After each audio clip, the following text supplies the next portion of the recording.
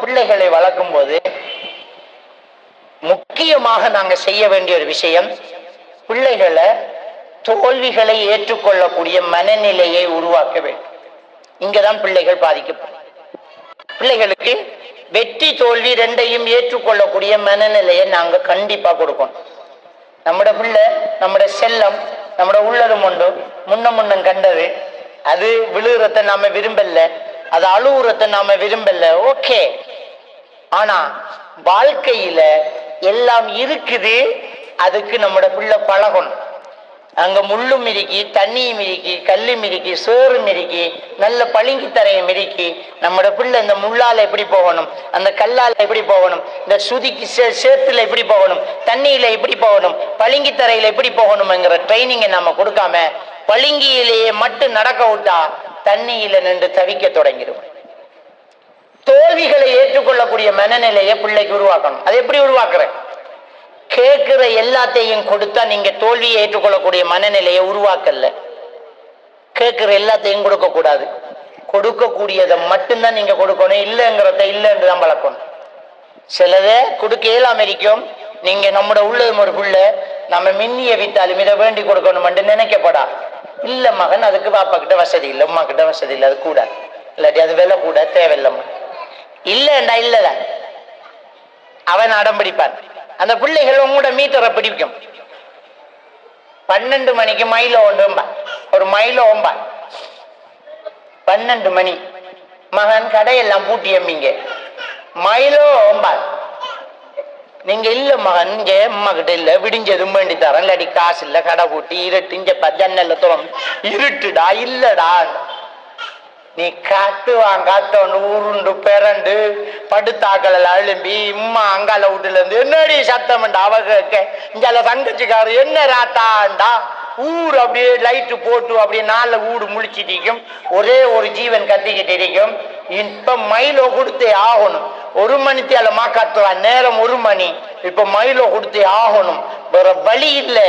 உங்களுக்கு தெரிஞ்ச கடைக்காரனை கோல் பண்ணி, அல்லாக்காக கொஞ்சம் ஒழும்புடா தம்பி, ஒரு மைலோ தாடா, வீட்டுல இப்படி பெரிய பிரச்சனைடா என்று சொல்லி அந்த மைலோ நீங்க வேண்டி கொடுத்தா நீங்க பிள்ளை வளர்க்கறதுல தோத்துட்டியல்லா, கதை முடிஞ்சு. இப்ப அவன் அது மூளையில பதிச்சிடுவான். அவன் இப்ப முடிவெடுப்பான், நமக்கு என்ன சரி தேவையண்டா, இந்த கத்து நடிச்சாமன் கத்தினா சரி என்று முடிவெடுப்பான். மாறுவா, நீங்க நிம்மதியா படுத்த சரித்திரம் இருக்காது. வளர்ந்து வாலிபன் ஆகி அல்லது குமர் ஆனா மறு அவள் சொல்ற மாப்பிள்ளைய தான் நீங்க கல்யாணம் பண்ணி கொடுக்கணும். இல்லாட்டி மறுவா நீங்க இருக்கேலாம், கையெடுத்து கத்திய எடுத்து கைய அறுப்பாள், தூக்குல தொங்குவாள், சோழ பேன்ல போடுவாள், குளிச்சு அள்ளுவாள், மாடியிலிருந்து பாய புறநம்பாள், கடுகம் கொண்டு எழுதி வைப்பாள். மறுவா நீ பார்த்த குடுக்காரனே பண்ணி கொண்டு விடுவீர். தோல்விகளை ஏற்றுக்கொள்ளக்கூடிய மனநிலையை உருவாக்கணும். ஏ எடுக்கிற இடத்த பி எடுத்தவள் சூசைட் பண்ண போவாள், மார்க்சி கொஞ்சம் குறைய எடுத்தவொடனே செத்து போவோம் நம்பாள். நீங்க இல்லடா இல்ல, அன்றைக்கு விடிய விடிய கத்தட்டும், கதவை சாத்தி போட்டு பாடுங்க. நீங்க முடிவு எடுக்கணும். இன்றைக்கு இல்ல, பிள்ளைக்கு வழங்கணும். உம்மாவோ வாப்பாவோ இல்லண்டா அது இல்ல என்று அந்த பிள்ளை முடிவு எடுக்கும். அப்ப இன்னொரு தரம் கேட்கும், இல்லண்டா விட்டுரும் பாப்பா, இது சும்மா அநியாயமா கத்துற, நாம கடைசி வரைக்கும் இது கிடைக்காது, உம்மாவும் அப்படிதான் பாப்பாவும் அப்படிதான் டவம்படுத்துவாங்க, கொடுத்துட்டீங்க அவுட். அப்ப பிள்ளைகளுக்கு தோல்விகளை ஏற்றுக்கொள்ளக்கூடிய மனநிலையை நீங்க உருவாக்கணும். இதை இல்லைன்னு காட்டணும், இது இல்ல இது வேணாம் என்று காட்டணும். இன்னொரு விஷயம், பிள்ளைகளை நீங்க எப்படி வளர்த்தெடுக்கணும்டா, நீதான் பெஸ்ட் வரணும் என்று வளர்க்காதீங்க. விளங்கிட்டா? நீதான் பெஸ்ட் வரணும். ஆக இன்டெலிஜென்ட் பிள்ளைகள் தான் ஆகவும் மனநிலை பாதிக்கப்படுற. வகுப்புல எப்பவுமே ஃபெஸ்ட், ஓ லெவல்ல ஓலே, ஏ லெவல்ல பயம், ஸ்கூல்ல நம்பிக்கை இருந்த, எங்க போனாலும் ஃபெஸ்ட், பேச்சு போட்டிக்கு போனாலும் ஃபெஸ்ட், எல்லாத்துலயும் ஃபெஸ்ட். அதுதான் அப்படியே கவுண்டு கொண்டு வருவாங்க. All out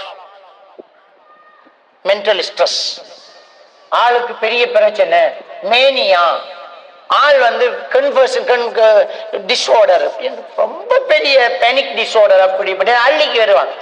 getup number 1 first class, இப்படி பிள்ளை எல்லாத்துலயும் டேலண்ட். சில போட்டிகளுக்கு வெளிநாட்டுக்கு போய் பரிசு வண்டிக்கு வந்தாள் ரெண்டு கொண்டு வருவாங்க. All out. என்னண்டா அந்த ஆளுக்கு, அந்த பிள்ளைக்கு தோல்வி ஏற்றுக்கொள்ளக்கூடிய மனநிலையை கொடுக்கல, அதனால ஒரு தோல்வி அந்த பிள்ளையால தாங்க முடியாது. தயவு செஞ்சு பிள்ளைகளை நீதான் ஃபர்ஸ்ட் வரணும் என்று சொல்லாதீங்க, அது தாழ்வு மனப்பாங்கை உண்டாக்கும். நீயும் ஃபர்ஸ்ட் வரணும் என்று சொல்லுங்க, அது தன்னம்பிக்கையை உண்டாக்கும்.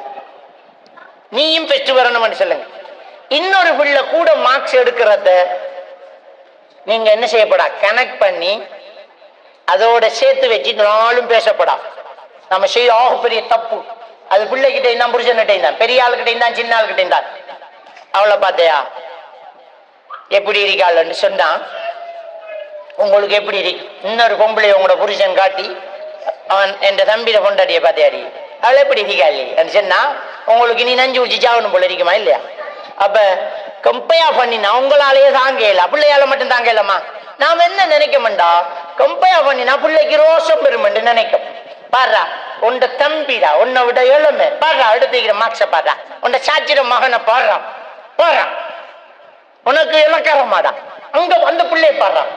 அது என்ன அப்படியே நீங்க சொல்லிட்டீங்கடா, நீங்க நினைக்கிற ரோஷம் பெருமன், அவன் நினைக்கிற பாடுறா உமாக்கு நம்மளோட இறக்கம் இல்லை, அவட தங்கச்சிட பிள்ளைய தான் போல்றா. இப்பயுமே பிள்ளைகளுக்கு தாழ்வு மனப்பாங்கு ஆகவும் ஆக பிரச்சனை என்னன்னா, நீங்க வீட்டுக்கு வாராக்கள் பிள்ளைகளை பத்தி கதைக்கிறது ஆக பெரிய போல. வீட்டை வார வெளும்பாய வச்சு கிரிக்கிறே, என்னம்மா நீ 2 ஹோமர் பிள்ளைய வச்சுக்கிறேன்னு ஊடு காடா கிடக்கிறன்னு கிட்டி விட்டு போட்டு இருப்பாள். அவளை வெட்டக்கிறங்கிட்டு போக சொல்லணும். முதல் இங்க சண்டையை மூட்டாம கிளம்பு. இனி நாமளும் என்ன இருந்தா வந்தவளை வச்சு நாம கொஞ்சம் பிள்ளைகளை சூடாக்கி திருத்துவம் கொண்டு விட்டும். அவளுகளா எச்சி பிஞ்சானி நாம அங்கழுவணும், பல்லும் தீட்டி விட்டா நல்ல மண்டு ஒரு குத்து கதை கதைச்சு விட்ட உடனே அந்த புள்ள திருந்து மண்டு நீங்க நினைக்கிற திருந்து வழங்குறீங்க.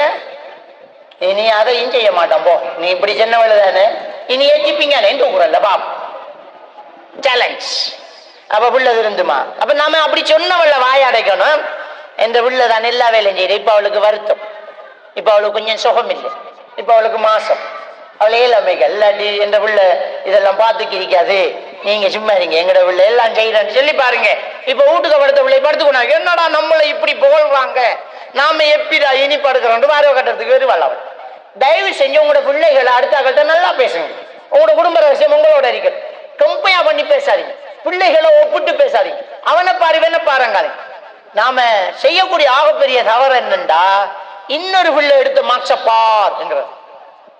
இன்னொரு புள்ள எடுத்த மார்க்ஸ பாரு. ஸ்கூல் விடுற தவறு என்ன தெரியுமா? ரிப்போர்ட் புக் கொடுக்கும் போது நம்மட புள்ளோட மார்க்ஸ மட்டும் தராம வகுப்பில் அதிகூடிய புள்ளி என்று பக்கத்தில் ஒரு புள்ளி வண்டி போறாங்கல்ல, அதுக்கு தலைப்பை மாத்தணும். வகுப்பில் அதிகூடிய புள்ளி இல்ல, அடி வாங்கி கொடுக்கும் புள்ளி என்று போடணும். அதை வச்சுதான் நாம புள்ள வளர்க்கிறோம். இங்க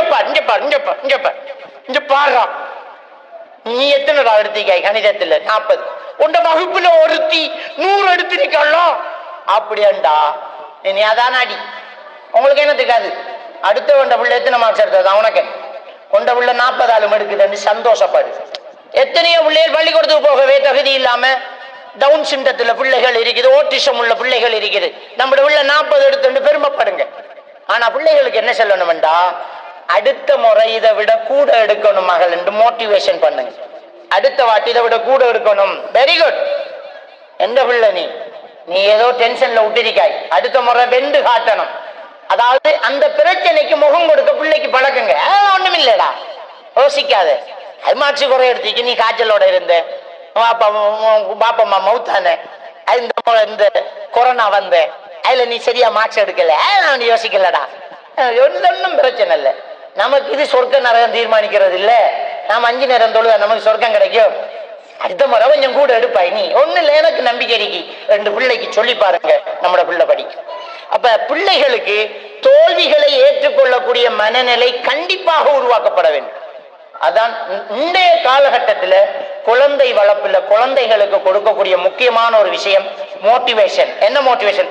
உனக்கேலும், உன்னால முடியும், நீ செய்வ, நீ சாதிப்ப, நான் ஒன்னு நம்புறேன்.